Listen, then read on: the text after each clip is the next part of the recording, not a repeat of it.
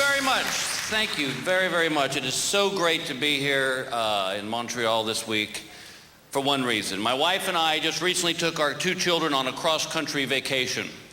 We drove from Los Angeles to Washington, D.C. Ladies and gentlemen, in 1903, the Wright brothers invented the airplane. That was because in 1902, they drove across country with their families. You put your kids in the car for an extended vacation, a couple things are going to happen. Number 1, they will play with everything they brought in the first half hour.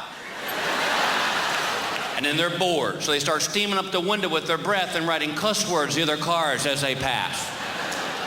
Number 2, 15 minutes after a pee break, one of your kids is going to have to poop. That's the law of nature right there.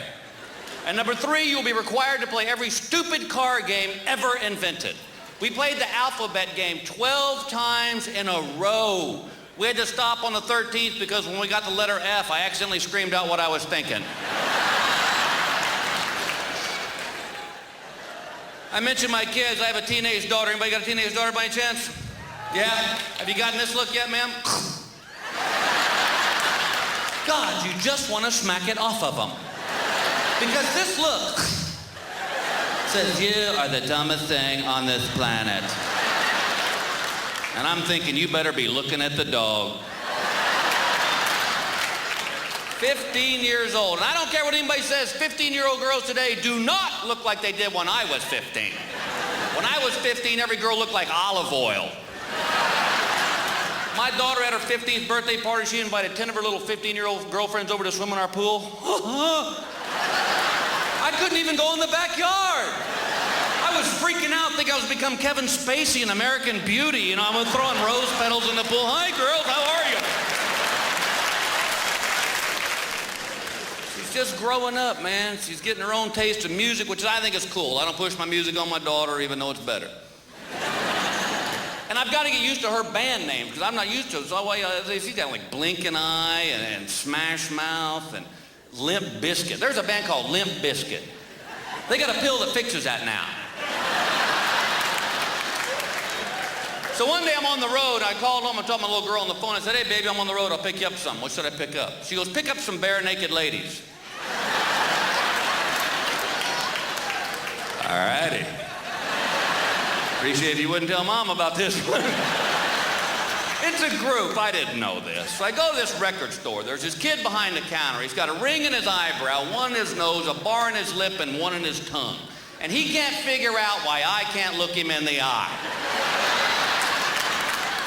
And I'll be honest with you, I was looking at him like a dog listens to a high-pitched sound. I was just...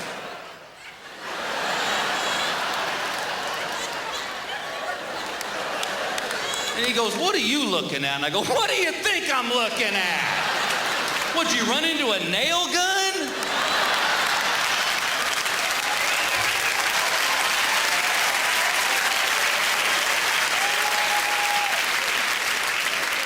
Hey, I may not have always worn the hippest stuff in the world, but when did shrapnel become a fashion accessory?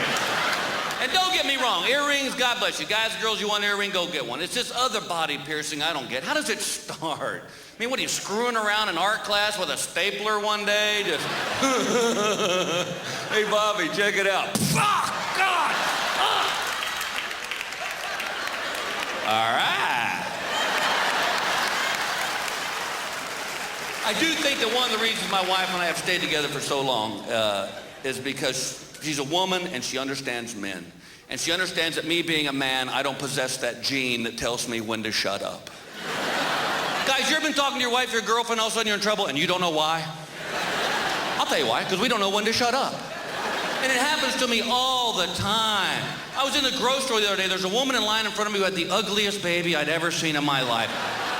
Ladies and gentlemen, I love children. This was a Halloween mask with legs, all right? You could not drink this baby cute, all right? And I was just mesmerized by its ugliness. And the mother turned and looked at me, and I panicked and went, wow! There's a handsome little man. And this lady goes, she is a little girl. And every synapse in my brain is screaming, shut up, man, you're in trouble, now just shut up. And my mouth goes, think of the money you'll save on prom dresses.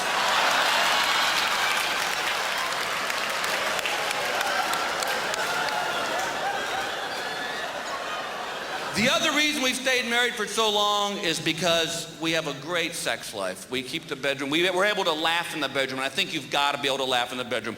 One night we had a little interlude, and it was just hot. I mean, hot, hot, hot, hot, hot.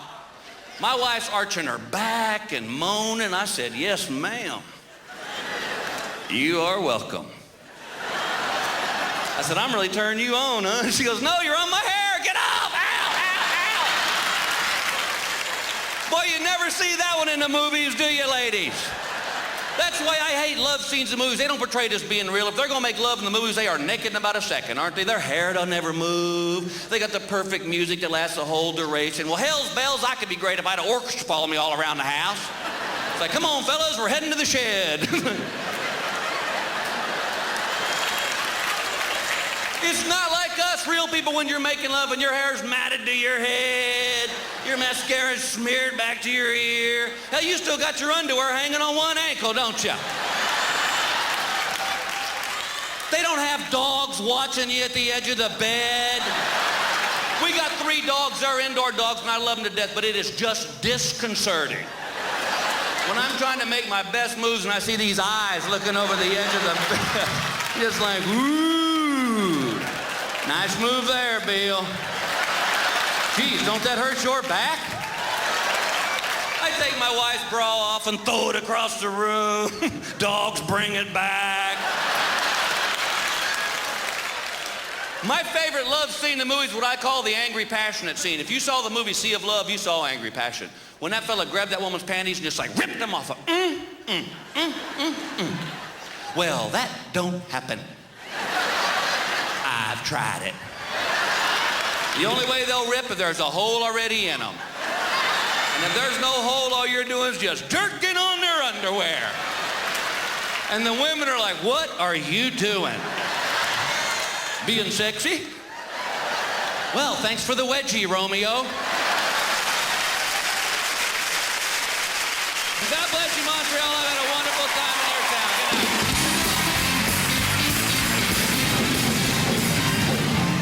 night. Thank you very much. Okay, that we're was going to fun. take a quick intermission. We'll see you back That here was in as about fun as it 15. gets.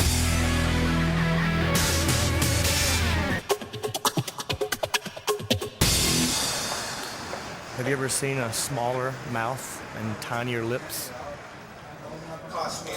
Nothing. And think about, like, if I grow a goatee around it just to circle it, highlight it, people can see where the noise is coming from. Here, in the middle of the hair, you know. So I'm working on that. She's going crazy. She backs up her car a little bit. Don't worry, I'm not going to do that on stage. Hello there. Look at all you people. I don't know if you can tell right off the bat, I'm not from the city of any city. Pick a city. Nope. I'm from a little town in North Carolina. It's called Hickory. And that's how you have to say it. You gotta shake your head when you say Hickory.